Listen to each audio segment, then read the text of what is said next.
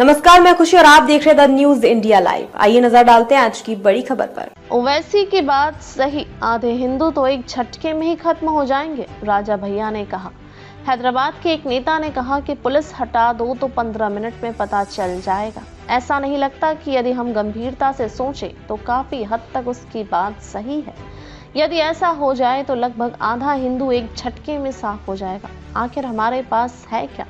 ना तो हम वंश वृद्धि कर रहे हैं और ना शस्त्र संचय कर रहे हैं। कुंडा के विधायक राजा भैया ने महाकुंभ में यह बात कही। उन्होंने दिव्य प्रेम सेवा मिशन की ओर से आयोजित प्रोग्राम को संबोधित करते हुए कहा कि आज हिंदू समाज को बहुत सी बुराइयां खत्म करनी होंगी।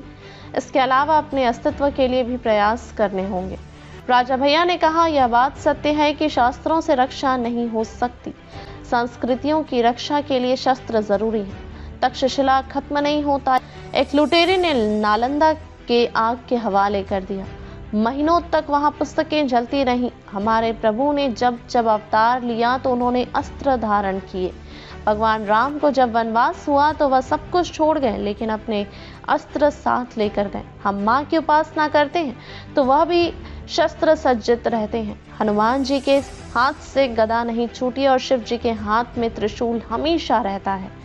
शास्त्र यह कहते हैं कि कब किसका प्रयोग करें, लेकिन वे यह नहीं कहते कि शस्त्र छोड़ दें। लेकिन सोचने की बात है कि हिंदू कर क्या रहे हैं। वे ना वंश बढ़ा रहे और ना शस्त्र उनके पास है। उन्होंने कहा कि हम देखते हैं कि मूर्ति विसर्जन पर भी हमले होते हैं। हमने किसी का कुछ नहीं बिगाड़ा। भारत में किसी ने भी शरण मांगी तो उससे मिली। हमारी यह शर्त तो नहीं थी कि धर्म बदल लो तभी ऐसा होगा। भारत में मुसलमान, यहूदी और तिब्बती सभी को जगह दी गई।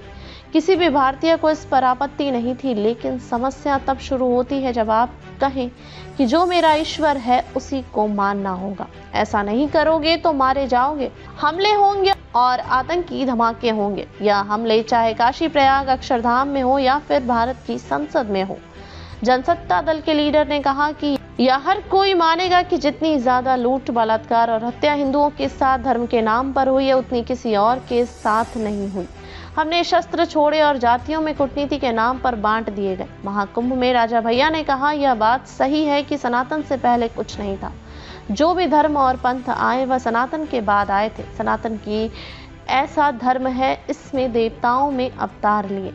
उन्होंने कहा कि कुंभ में सनातन के ध्वजवाहक आते हैं। अब राजतंत्र नहीं है, लेकिन जब ऐसी व्यवस्था थी तो सभी राजाओं के मतहत आते थे। यहाँ वे अपनी समस्याओं के बारे में बात करते थे और संतों से मार्गदर्शन लेकर अपने राज्यों में कल्याणकारी योजनाएं लाते थे। यही कुंभ का असली अमृत हुआ करता था। इस दौरान उन्होंने महाराज शिवाजी का भी जिक्र किया। उन्होंने कहा कि भारत में बहुत लोग अपने साम्राज्य को बचाने और स्थापित करने के लिए लड़ाई लड़ी, लेकिन महाराज शिवाजी ऐसे थे जिन्होंने हिंदवी स्वराज्य की स्थापना की। उनसे प्रेरणा लेने की जरूरत है। बोले, इस्लाम से भी एक बात तो सीखने लाए। राजा भैया ने कहा कि मैं यह मानता हूं कि इस्लाम में बहुत कुछ सीखने की भी आवश्यकता है। ईमानदारी से सोचें कि क्या हमारे पास भी अपने मजहब को लेकर उतनी ही तत्परता है। वे मस्जिद जाते हैं तो उनकी इबादत में यह बात रहती है कि इस्लाम कैसे बढ़े।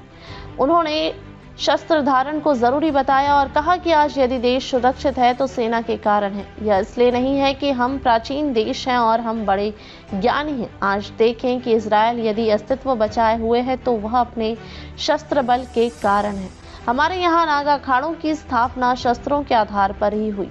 औरंगजेब ने जब काशी विश्वनाथ मंदिर पर हमला कराया तो नागा साधुओं ने खदेड़ दिया। यह अलग बात है कि फिर 5 साल बाद उसने मंदिर तोड़ दिया।